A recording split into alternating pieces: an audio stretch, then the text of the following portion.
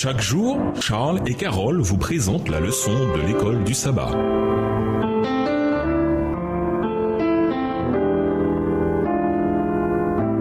Bienvenue à votre émission.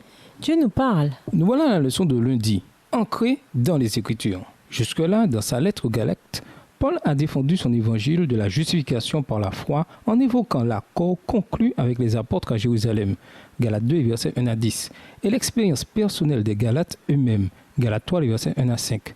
Dès Galates 3, verset 6, Paul se tourne à présent vers le témoignage des Écritures pour la confirmation ultime de son évangile. En fait, le passage de Galates 3, les versets 6 à 4 et le verset 31, est constitué d'arguments progressifs enracinés dans l'Écriture. Que veut dire Paul quand il évoque l'Écriture dans Galates 3, les versets 6 à 8 ? Lisons également Romains 1, verset 2, Romains 4, le verset 3 et Romains 9, le verset 17.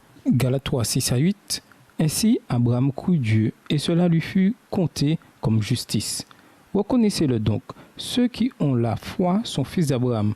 Aussi l'Écriture, prévoyant que Dieu justifierait les païens par la foi, a d'avance annoncé cette bonne nouvelle.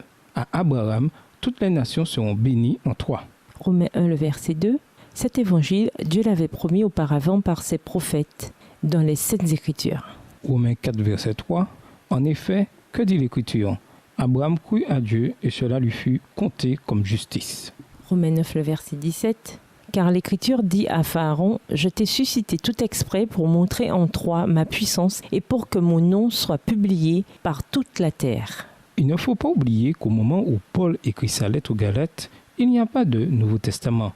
Paul a été le premier auteur du Nouveau Testament.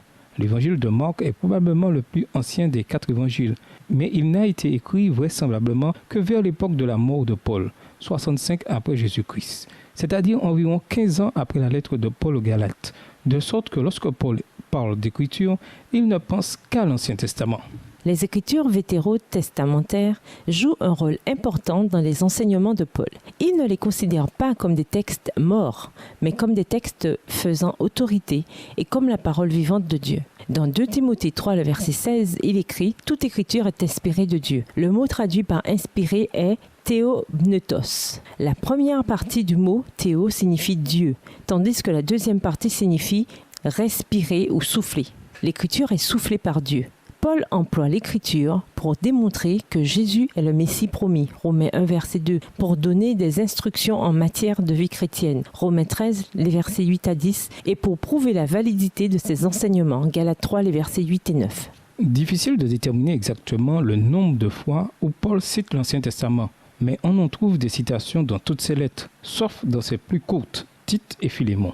Lisez attentivement Galates 3, les versets 6 à 14. Identifiez les passages que Paul cite et qui sont tirés de l'Ancien Testament. Qu'est-ce que cela nous indique sur l'autorité de l'Ancien Testament pour lui et les autres ? Vous arrive-t-il parfois de penser que certaines parties de la Bible sont plus inspirées que d'autres ? Étant donné la déclaration de Paul dans 2 Timothée 3, le verset 16, quel danger court-on à emprunter ce chemin ?